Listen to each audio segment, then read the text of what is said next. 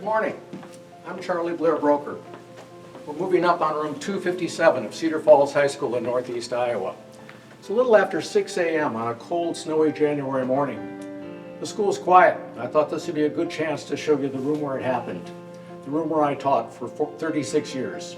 I retired in 2014, but I spent 30,000 hours in this room. Let's go inside.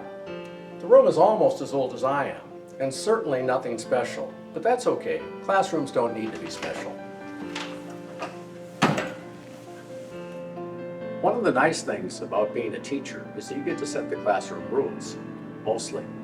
My goal was to set an atmosphere of high expectations, kindness, critical thinking, and the application of psychological concepts to our world and ourselves.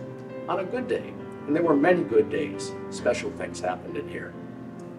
On that wall, there was a banner that read, "We were willing to venture the work for the sake of the zest." Those words were spoken at the funeral of Harry Kurt Wolff by one of his former students. Wolff established the psychology department at the University of Nebraska. He was known as a tough, demanding teacher whose classes were always filled to capacity.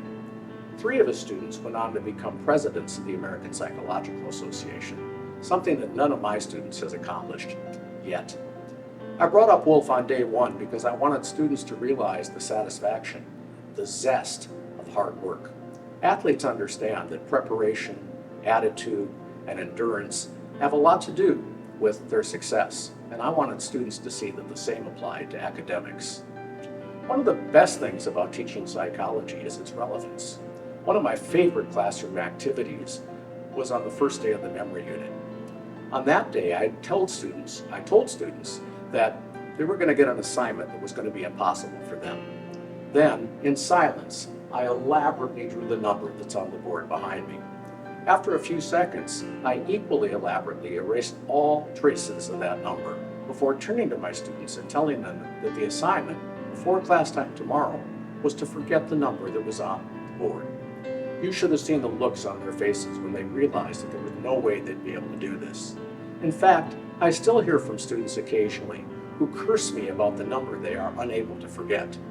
But this established some insight for students who believe that one of the reasons they did poorly on tests was because of bad memory. I wanted to show that under the right circumstances, all of us have excellent memories.